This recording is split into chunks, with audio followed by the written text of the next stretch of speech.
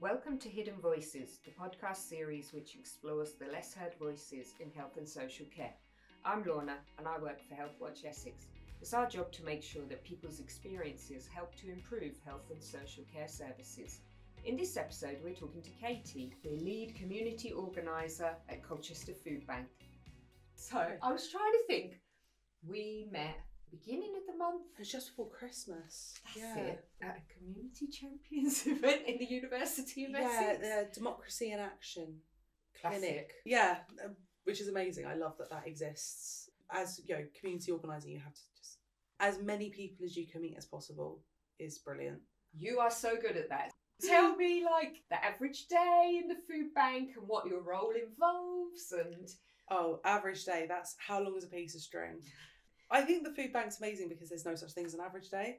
We are very public facing as a charity organisation, and so where I primarily am based is in the main tollgate building. And obviously we work out of, I think there's 10 other satellites which work out of churches, community centres like that, but this is the main one. Spend a day in a food bank. In fact, come along, you're welcome to. And you will see that poverty and hardship does not have a face. As much as media and our own internalised bias wants us to think that it does not have a face. The kind of variety of life that we see walking through and diversity of age. We have people coming through who are realistically from 18, young children as in that are suffering, and then all the way through to beyond retirement. So there's such a variety in the amount of people in terms of their backgrounds, where they're from, where they their perceptions. Everything is so varied, and it's only getting more and more varied because hardship's becoming more and more common. In terms of the rest of it, there is such a variety as well because we work with, I think it's over 200 volunteers throughout Colchester. There's so many, and they work on daily teams. There's the Monday team, Tuesday team, Wednesday team, and every team is different. Every team has their own dynamics and way of doing things, and you genuinely have no idea what's going to happen next, which I love because I feel like I'm someone that monotony would kill me a little bit. Yeah. So going in and never knowing what's going to be said, what's going to be done is really interesting, and there's ups and downs without a doubt. There's some cases, and I've spoken to people as part of this, cookers, carpets, curtains, where I've had to go and take a time out and sit there and breathe because it's just got me. But then you also see some of the people who come in to give their time, their effort, and to even people coming in to donate plastic bags. So random because you wouldn't even think, I didn't even think of that before starting a food bank, but people going, I have all these plastic bags because I'm a offender of it as well, never remembering to bring them to the supermarket. Yeah. So they come bring the food bank so we can use them to package food and give them to people, and people popping in and bringing winter warmers and stuff like genuinely caring. So you have this spectrum of the people who really care and really give and are brilliant and in every way, and I can't praise them enough, and the people that they are giving that time to. Yeah. So it's really interesting environment to be around, and definitely you don't get bored. No, I can't imagine. It can't be possible to get bored. No. Which is fun. I like that. I like not being bored. But as an organiser, it's equally as unpredictable because you never know where your campaign's going to take you. Yeah, well, so your big thing at the moment, if I recall when I met you, you were like, I want to really draw awareness to the 3 C's. Cookers, curtains, carpets, and I've not forgotten it. I was like, so tell me more. I'm a really big fan of alliteration. Me too. CCC, it worked. Yeah, so this was something that it's actually been going on for a really long time, and it's really we're focusing on social housing, but it's broadly about furniture poverty and how that impacts everyone. In social housing as it stands, when a tenant is finally given social housing, we all know that there are such long lists and it's such a arduous process to even get near social housing, going up the bands. So for someone to make it to the top of those bands shows such a high level of need. And it's often families, people who are in extremely vulnerable situations. And by the fact that you are, I would argue, by the fact that you are in social housing is indicative of some kind of vulnerability. Yeah. Whether that be financial vulnerability, which is the most common, or we're hearing a lot of stories coming through. They're relying on other charities like Next Chapter, so therefore there's a domestic violence situation, or whether that be Colchester is a sanctuary city, which means we have a proportion of, if you look at Rama, they're amazing, of refugee asylum seekers. Yeah. So we've got a really high number of people that have this vulnerability, and to make it top of the list just shows that, really. So they move into their new property, which should be a fresh start. Yeah. It should be, here's the keys, go in, you have a home now. Yeah. Is that what's happening? No, because they're walking through, and it is more common the case than not than what we're gathering. There are no carpets, and people are dismissing that as saying like, okay, so what, is just a hard flooring? No, I mean nothing, like a complete lack of flooring, as in they're walking into concrete floors. So concrete floors, the cook has been ripped out and the curtain's been ripped off the walls and removed. And so they're coming to these new living situations where they really want to have an opportunity to thrive, opposed to survive. Yeah. And instead they're being met with another financial burden. Yeah. The impact this has on the food bank, because that's the next question that people have been asking me, like, well, what's carpets got to do with the food bank? And the answer is, one, the food bank is a community-facing charity. Yeah. We care about the community and all those that live within it. So we're always there to listen. We also work with Citizens Advice, and we have someone from the council come along to help out as much as we can. And we even work with healthcare services to provide, certain things for help people. We have someone come in. Although we are the food bank, it's not just about food, it's about well-being, because our community needs to heal. Yeah. But when people don't have cookers, that impacts poverty. When people have undue financial burdens, that impacts poverty. When these families, individuals are moving into these properties and there is no carpet, there's no curtains, there's nothing, they're having to spend out money that they don't have. We're hearing about, I spoke to a client of the food bank who gave me permission to talk about her situation, where to be able to put flooring in her kitchen so that her children could walk on the floor, she had to take out a loan, which she is still paying off 5 years later. Because 5 years. Because oftentimes said economic vulnerability means that people's credit scores aren't so great. Therefore the loans and opportunities to them to get money, quick money, are often loans that are akin to payday loans. Yeah. High interest, awful loans that are essentially debt prisons. Yeah. So every month they are paying, but they're only paying off the interest. Yeah. They're not even touching their own debt. And so they're stuck in debt prisons. That impacts poverty. Yeah. That impacts the food bank, and it impacts everyone. When they don't have, carpet, they end up turning up to Emmaus House and, trying to find these resources. They don't have it. And how cold the house must be if you haven't got curtains, if you haven't got carpet.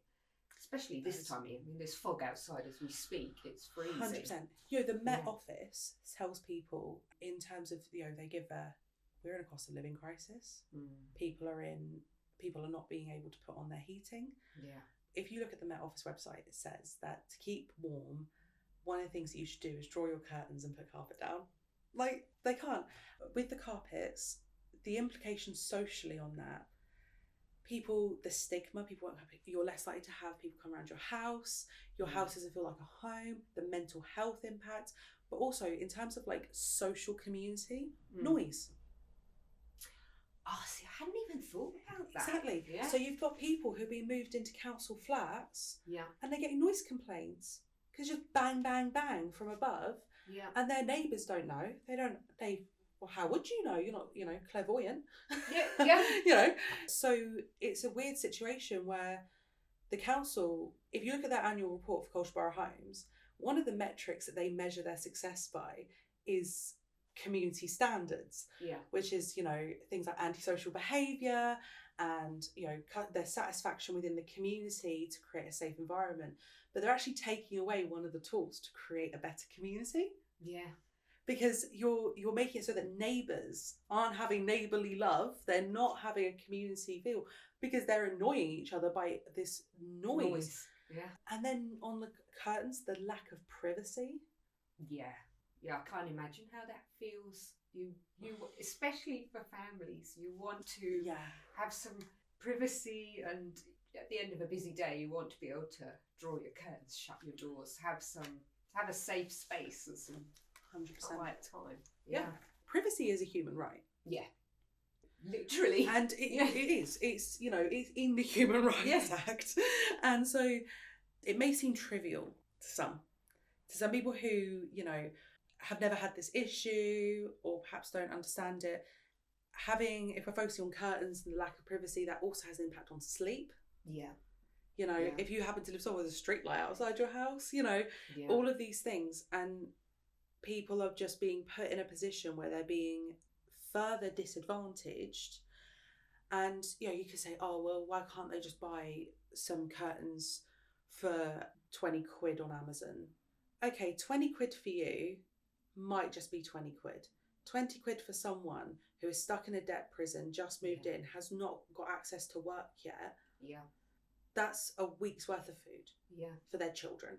It's just not the same. We end up in this really vicious cycle where people are having to live in, and the impact on that, on their physical, mental well-being is just insane. I was talking to a colleague of mine, Sam, who's in Cornwall, who's doing a very similar scheme.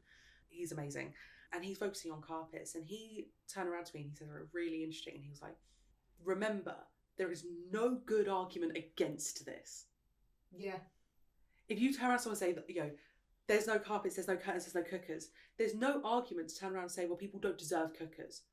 People don't need cookers. Of course they need cookers. Yeah. Of course they need flooring. Of course they need privacy. Yeah. There's no counter argument that's good enough to kind of counteract those facts, because the facts speak for themselves. So my job and Sam's job and all of these, the people who are working on this, is to just kind of shine a light on it and say, this is the reality, because we all live in our little comfort zones, and it's uncomfortable knowing that there are people living like that. If you look at the national statistics, that 4.8 million adults and 1.2 million children live in furniture poverty in our country. Out of that, 1.2 don't have flooring, 870,000 without curtains and blinds, and 400,000 without cookers. That's unacceptable. We have 10,782 social affordable housings in Colchester. And that's over nearly 6,000, so 500, I think it's 5,900 are in the council directly. The rest are with providers, which still follow council procedures and policies. So that's a lot of people. Yeah. Also in the national findings, 55% of people who face furniture poverty are disabled.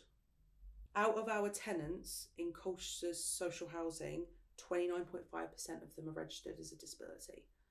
That's a lot of people in our community that are potentially firmly at risk of facing furniture poverty. And that is being without basic amenities, not just cookers, carpets, curtains, but beds and wardrobes and fridge. And there's a lot of levels to furniture poverty. Yeah. This is the one that I'm kind of coming at right now, is the one that the council can have autonomy to change right now. Yeah. That's the difference. As much as I would love to fix all of it, and if I had a magic wand, I would. But the reality is of this one, council can change it, because the carpet was there. Yeah. The curtains were there. The cooker was there. There are councils, by the way, in this country that don't do this and have yielded really positive results. The Welsh Housing Standard has carpets in it, and they've yielded really positive results, as well as there is housing groups in the north of England that have started trialling this and have so far started yielding amazing results, where they have found that there is better satisfaction, people have more pride in their home, people have, are thrilled they have actual chance at a fresh start, succeeding in their community and giving back positively. Amazing. Yeah. They're finding that the health of their tenants are getting better, the mental health of their tenants. I was going to ask about this. I mean, when people come to you, I'm just picturing how I would feel if I was in that individual's shoes. Like, oh, I finally got my home, and then I open the door, and how do they feel? I've been collecting testimonies for the past weeks, and it's been a really tough listen. So to quote you a couple, someone who moved into their flat who moved to Colchester from Lowestoft. Yeah. Moved in to find no carpets, no curtains, no cooker. There was 8p on a lecky meter. 8p. 8 pence. Had to borrow money to get electric and gas and buy a blow-up bed. Just concrete flooring and which is impossible to keep clean, by the way. Yeah. To go take a vacuum out to the pathway outside your house and see if you can keep it clean. Yeah. It's not going to happen. Yeah. It just doesn't. It's a consistent dust. This person also told me about how they're extremely vulnerable, but one of their many issues is asthma. Yeah. And so their asthma, which previously was under control, is now declining because of said dust. Yeah. That's not the first time I've heard something along those lines of people with respiratory illnesses. And when you have other vulnerabilities that have meant you're in social housing and meant that you've got that property, asthma's the last thing that you're thinking about. Yeah. What he's actually thinking about the majority of the time is how this person has self-harm and a lot of things going on with them, as well as chronic health conditions. Asthma he thought was the last thing he had to worry about. And now he's moved to a place he can't breathe. Yeah. As well as cold. Yeah. Being in physically cold spaces exacerbates respiratory illnesses. We're having people say to me, while I'm determined to rebuild my life, I can't help but wish the transition hadn't been so much harder by the removal of these basics. If some support were available for white goods or carpets, it would make an enormous difference. Yeah. These are all sentences that we're hearing. We're hearing people having to go with the lack of cooker, having no choice but to get things like takeaways whilst they wait for referrals to the food bank. Yeah. And having to, when they get to the food bank, use kettle packs. They're not nutritious. No. We can try our best, but people aren't meant to live that way. No. So we've had people saying that they end up having to have takeaways if they're going to eat. As far as food is concerned, takeaways are much easier for me. I'm spending so much money, leaving myself short and then probably not eating for a couple of days. Someone who's a single parent in social housing, quote, it's cement up downstairs and upstairs, it's wood and a lot of nails sticking out. It's a hazard. I have a young child who I'm scared for.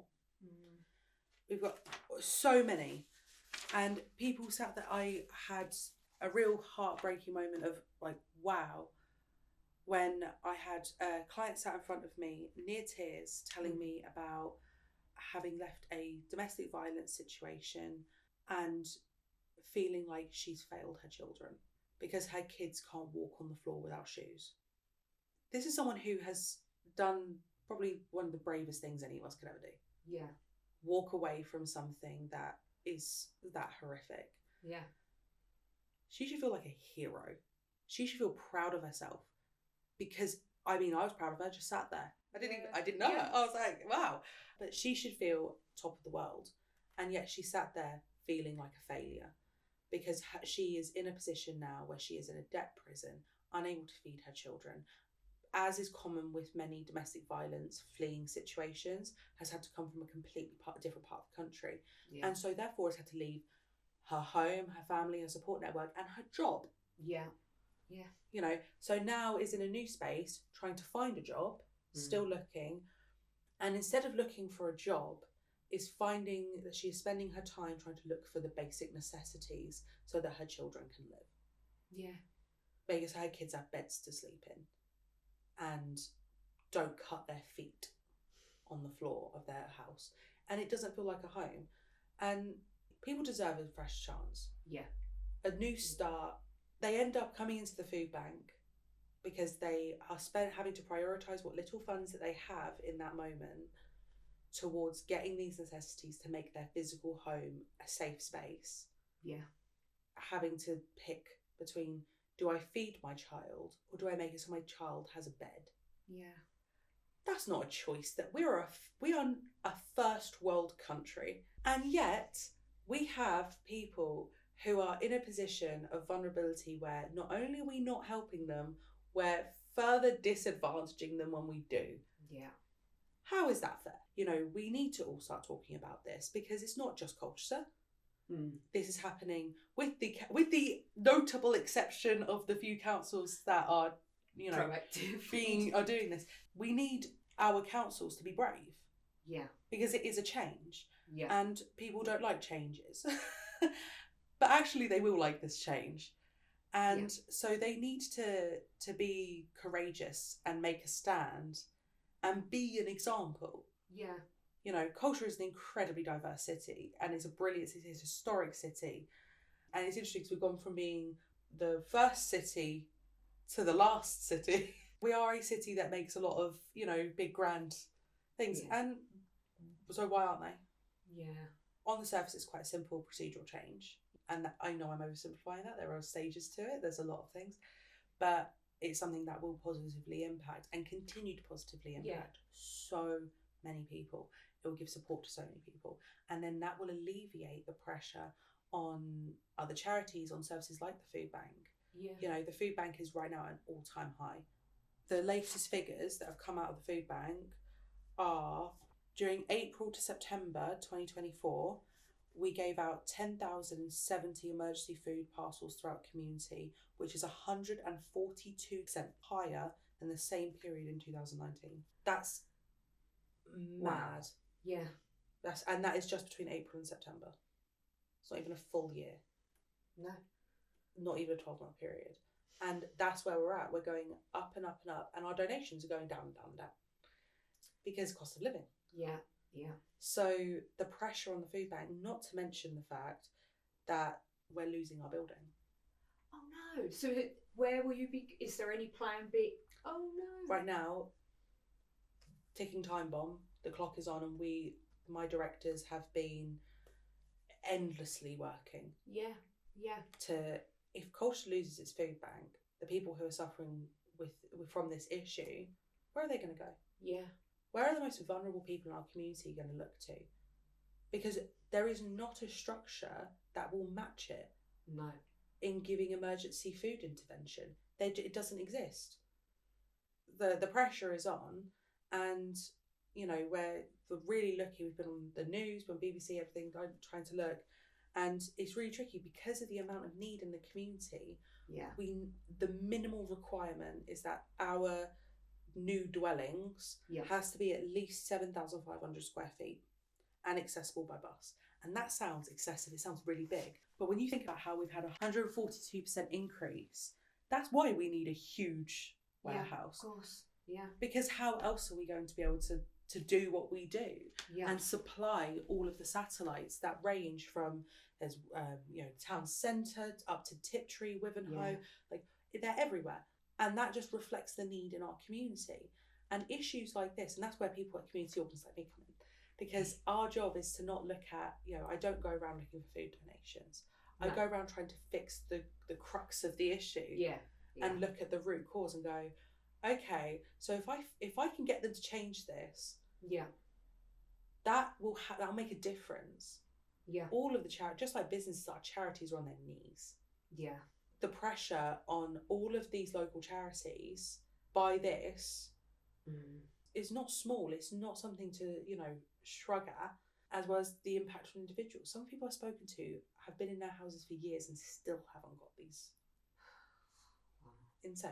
Yeah. It's not okay. No. Yeah, it's something that drawing attention to will just the pressure on will it make, everything better? Will suddenly we not have hardship in our community? No. But more people than we know will be positively impacted when people get an influx of services. Yeah. When they're given that chance, they will positively impact their community in turn. Yeah. And we find that people come back to the food bank you'll have someone come in and they're at the most vulnerable they've ever been, the worst point in their life. Yeah. But then they come back when they're not anymore. and they'll give food. I was going to ask you, do you have people that, you know, gone on a journey and come out the other side? Do they return and, you know, speak to you and go, oh, Katie, you know, great news? And people remember. Yeah. You know, people know. I mean, first time I personally got involved in the food bank was as a volunteer during COVID. Yeah. And I mean, I came back to work, you know, it made an impact on me. Yeah. So I think doing that level of good consistently, the goodwill in the community, you can't measure it. It's that whole thing of, you know, teach a man to fish type analogy of you give people the tools to succeed, they will succeed. People don't want to be disadvantaged. No. People don't, and there's this really common misconception that people find like a comfortability. If you look at certain news outlets, you'd believe that people purposefully place themselves in immense hardship, and that's so insulting. Yeah. And it's such a cop-out to ignore how people are treated by their communities, by their services, by policies that are around them, and how they can be socioeconomically disadvantaged from the get-go. Yeah. But you give people a chance, give them a home. Yeah. You will find that antisocial behaviour, the links between mental health, antisocial behaviour, criminal behaviour, and things like stable environments is there. You know, there's something called Maslow's hierarchy of needs. Oh, yes. Yeah. It's one of those things that, like, it comes up every now and then. And if you look at the hierarchy of needs, it looks like a triangle. You start off at the bottom of this pyramid and you go up in tiers in terms of what people need to thrive and succeed. And the bottom need is the physiological, which is food, water, sleep, warmth, things we need to survive. Yeah. Right? The second need up from that is safety, security, a home, somewhere that we feel that we can be expressive, that we can relax, that we can, you know, make our own. And then above that goes into belongingness and love. That's community, having relationships and, you know, intimacy with people around you, emotional. Then going into esteem, so recognition, feeling like you're a part of something, you have accomplishment. And then the top of that is self-actualization, so achieving your potential. Yeah. The current system is making it so that no one in social housing can get above the second tier.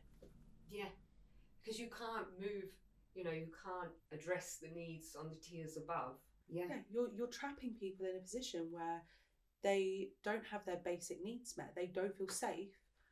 When people don't feel safe chronically, so when they don't have security in their lives, then things like antisocial behaviour are a hop, skip and a jump away from being normalised. Yeah. When the culture is, well, no one cares about me, and that is something that's perpetuated by the institutions around you, in your own home, it becomes a self-fulfilling prophecy. Yeah. Why should they care about their community when they don't feel their community cares for them? Yeah. You know, I said to one of the clients, this was a woman that I was speaking to, so it made sense in the context. You will never meet a stronger group of women than women from the estate. Yeah. Because they will find community amongst each other. And I guess the same goes for men, same goes for generally people. Yeah. You know, but we're starting people off on a sense of without community, where we're actually eradicating it. Yeah. And putting people in a position where they have no pride. Yeah. In where they live. The stigma, not being able to invite people round, like having that kind of thing. Yeah. There's so many impacts to this. Yeah. The financial impacts of, so like the financial impact of cookers, the additional cost of food would be an extra £2,737 a year because of not having a cooker. And then let's not talk about like the replacement cost of a cooker. They're not cheap. Yeah. So that's almost impossible. The social impact, the relationship between poverty and mood and anxiety disorders, just stuck in this cycle. I was really interested in as well, giving you a chance to, because there's myths, shall we say? Well, I'd say comment sections. What are the sort of common myths about Foodbank that you'd like to debunk? Oh, let's start. Just the amount of public misconception. Yeah. that has been perpetuated by the media. Yeah. I think that one of the big ones is that the food bank is used by, I hear the word scrounger Yes. frequently used. I don't like that word. I think it's a very ugly word. Yeah.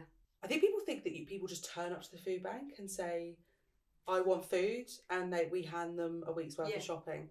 That's not how that works. We work with signposting agencies. Yeah. So it can be through social care services, through NHS. There's so many avenues that people go through, including things like citizens' advice, where when they are facing this poverty and hardship, they get signposted and referred to us. Yeah.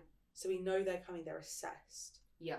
So the people that are in receipt of food bank emergency parcels are people that by a multi-agency group have dictated that this person is in need. In need, yeah. In terms of like the wider issues of poverty, I genuinely don't think people know it exists in this country. I think you say to people poverty and they think of Live Aid. Yeah, very entrenched views, almost like, well, that's something that happens to others. Mm-hmm. That doesn't happen to brackets us. Mm. It's really uncomfortable knowing that something is happening on your doorstep. Yeah. People don't want to hear it, and I get why. Because, like it's not nice to acknowledge that your neighbour or even you might be at risk of facing something that isn't nice, it isn't good, and it doesn't exactly instill a sense of pride in where you live in. So instead of combating that, and this is where I wish the attitude towards things like this changed, instead of meeting that with just, well, we need to change it, we need to eradicate hardship and poverty in our community, that it's met instead with denial, because that's easier. Yeah, it's a difficult one. And the other one that I've heard really randomly is that people think that the food bank employ all of its people, and that it's this massive organisation, and that Trussell, because we're linked to Trussell, is, it doesn't work like that. It does. Colchester Foodbank is independent. They're just under Trussell as supporting as a part of the trust, but we are an independent charity, and we work with over 200 volunteers who are magnificent individuals who give their time and their energy and their skills. We're always looking for more. I'm looking to build my campaigning team right now with volunteers, which I'm really excited about. It's really, really fun. So we work from very different perspectives. I would love it for people to remember that we are in a cost of living crisis. We have upped our percentage, I say 142% more than 2019. We are at need more than ever. Even during COVID, we're being used more now than we were in the height of COVID. Wow. So that shows, and I think people think that we don't, but that's not the case, and it absolutely is. And I think they think that the systems aren't what they are. Yeah. So I would really love for people to just remember that the food bank is something is doing their best, working so hard, and people to bear in mind that we're looking for a building, things like that, because I think people think we're going to just be fine. There is absolutely no guarantee we're going to be fine. If we get issued our eviction notice today, we have, I think, 3 months to get out. If there's nowhere to go, there's nowhere to go. Yeah. So by April, I could be out of the job. No one will know what to do. No. So, and we remember that we are so needed. Yeah. I wish we weren't needed. I said, I did school assembly recently, and I said, I have the weirdest job in the world because my job is to make it so I don't have a job anymore. Yes, in the ideal world, you'd like to put yourself out of a job because need would already job security. Be addressed at the earliest level. Absolutely. Yeah. I have the job security of an actor on Game of Thrones. Like, I could be killed off at any minute, but actually it'd be a good thing. I need to make it so I don't have a job, because if I don't have a job, that means that the underlying causes that impact hardship and poverty in our community are resolved. What year, sorry, you might not know off the top of your head, what year did the first food bank come into being? That's an interesting question, because it depends on what you consider a food bank. Ah, okay. Yeah. Because food banks, the concept of food banks, workhouses. Yeah. It goes back to pre-Victorian. This is something that is historical. Trussell specifically. Yeah. I couldn't tell you the exact year. they are an institution that was created in honour of the founder's mother, who was helping people in a train station, like homeless people in a train station, which I think is really nice. So as for how long it's been established, good few years, 1997. I don't know why I thought it was all linked to the 2008 financial crisis. But yeah, that's interesting. It's a year older than me. This is something I thought it must affect people. What do you do for those who have severe food allergies who come there's to loads. Foodbank? There's loads of, if you were to walk in, Yeah. genuinely come to Foodbank and I'll show you. By the desks, there are different like strips of where they pre-package the parcels to give out. There were one that says like vegan, vegetarian, and there's obviously things in like large family, small family, individual. But there's kettle packs, vegan, vegetarian. As for people come in and say things like, "Oh, I'm halal." We don't actually give out meat as such, like tinned meat, so we just adjust around that. If someone has severe allergies, the majority of the food we give out is not fresh. So it's pretty easy. To see. We do give out things like breast, obviously it's gluten, and we try and have alternatives. We have things like oat milk and in terms of the variety we can give people who have dietary requirements, heavily dependent on what we're donated. If you get donated a lot of really good stuff that's vegan or kosher or nut free, well then you're in luck. But unfortunately that's not always the case, and then you kind of find yourself making up things. I think the volunteers, when they're sorting through food, really make a concerted effort to separate things like gluten-free pasta and save it as much as possible so it doesn't accidentally go out to someone who isn't gluten-free, and then it will kind of, it will go to waste because it's feeding someone, but where they could have had bog standard normal pasta. So they make that concerted effort as much as possible, obviously depending on like the dates on things. But the food bank, another misconception is we do actually buy food as well. So based on donation, so if you donate money to the food bank, chances are that money's going towards food, because say we have a deficit of milk, or tinned potatoes or beans, whatever, so I have to go out and buy it, and we work with wholesalers like Bookers, and so that where they work with us to help us get things in, which is great because it's supporting local businesses as well. Totally. And so we, as well as working with lots of other businesses in the area in terms of collection baskets, and there are quite a few cafes, restaurants, and supermarkets who are really good about giving us their bakery things at the end of the day. We work with all sorts. But it's really heavily dependent. You get a mixed bag of, you wouldn't believe some of the things that are donated. We do give out shopping lists. If you go to, if you happen to stumble across us whilst we're doing a food drive in, Tesco's, Waitrose, there is a list of we hand out these lists which is have like particular priority. So things like hygiene products. You'll forget we give out hygiene products, but we do. There's shampoo and conditioner everywhere. We have sorting through those is long. Toothpaste, toothbrushes, feminine hygiene products. But whatever we are particularly short on, we put on the list as priorities, and just ask people if you're willing to donate, then directed towards that. These items. Very family say the volunteers try their best with everyone to make sure that everyone is okay. We also have people come in who's they maybe get a child, and their child has sensory needs and things like that, and that can obviously really impact food. If you go in and talk to the volunteers, you'll see that there's just the most compassionate, patient people who genuinely go, okay, right, and they'll find a way. Very creative thinkers walking around the food bank to make it so that everyone's as happy as can be, and as well looked after as can be, which is just phenomenal to watch. They're so good. I'm going to take you up on the offer of a visit. Do. My director's Nikki and Armin. Nikki is always so happy if I say, oh, can I invite so-and-so from so-and-so round? She's like, bring them round. They can spend the day. I think also because it's such a public facing organisation, their way of seeing things is that they've got absolutely nothing to hide. The running of the food bank is in public interest. Come along, have a look. You'll often see trustees wandering around. They're very involved and they clearly care about it. They're not like some mystical board that no one's ever seen or heard of. they're heavily involved and often volunteer themselves.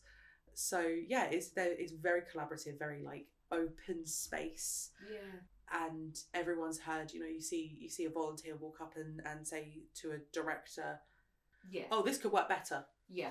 Yeah. I want this to be organised differently. And it's not like a normal workplace where a director's inaccessible and is up in their ivory tower. The directors are there at all times. Our director is always out in the warehouse moving crates and pallets. And I think, like, that's not director.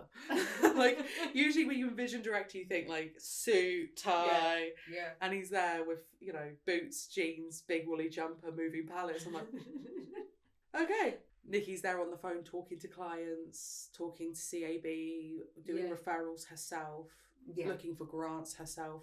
We don't have grant, like, often. It's quite common to have researchers and grant people in-house. That doesn't exist. So it's Nikki doing it, or research is me doing it, and welfare and signposting, it's Phoebe doing it. So it's all very much everyone kind of mucks in. At Christmas I was there up to my eyeballs in pallets, and we were just getting on with it, because that's the way it is. We all see it as the food bank is all of our responsibility. Yeah. So we do what we've got to do. Yeah. Which is fun. I like that. Do what we've got to do. It's people caring for people. Yeah. Yeah. And that's why I really love going to other agencies as well, because I was saying, like, your health watch, is your client specifically the same as mine? No. Do we have crossover? Of course we do. Yeah. If someone is at the point in their lives where they have the vulnerability of needing a charity, chances are they cross over to multiple charities. Yeah. It's not just a one agency deal.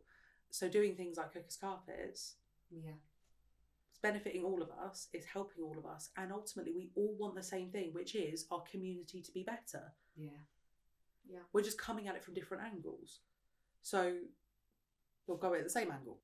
We all care. We do. Care. Yeah. I think the charities from Colchester are deeply caring institutions. Yeah. So in summary, you can't just walk off the street and get food from the food bank. No. It's staffed by amazing volunteers, people that deeply care about other people. Yeah. You need a new building. Yeah. Desperately. And if anyone's listening that happens to have a warehouse kicking about, or know someone that does. Yeah. But if anyone knows of anything or anyone to refer, and get in touch, and we are all ears. Yeah.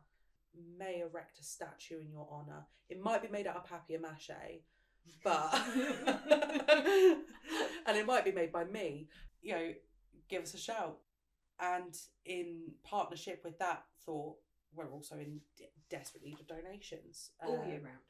All year round. Right now, we're desperately for money donations. That's where we're at. So, we always end by asking our guests, what would be the title of your life story? That's a really good question. But when you're not expecting it, you're going to go really home and be like, this would be a good one. I think it'll probably just be called Somehow. I like that. Just somehow. Not sure how. Somehow.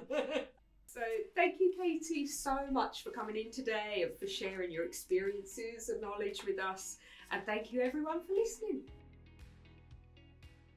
A Colchester Borough Home spokesperson said, "We recognise the concerns raised regarding the condition of social housing and the impact it has on the lives of our tenants.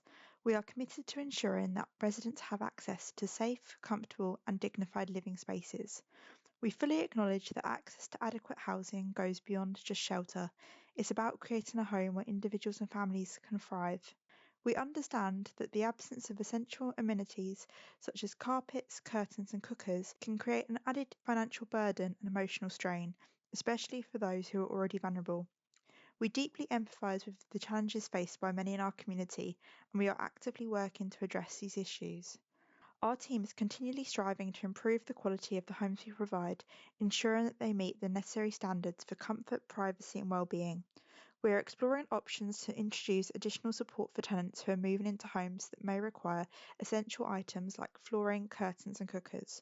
Furthermore, we are in ongoing discussions with local community organisations and partners, including Colchester Foodbank, to ensure that our tenants have access to the resources they need to create stable homes. At Colchester Borough Homes, we will continue to listen to our tenants and work collaboratively to create a more supportive environment. We believe that everyone deserves the opportunity to live with dignity, and we are dedicated to making this a reality for all of our tenants.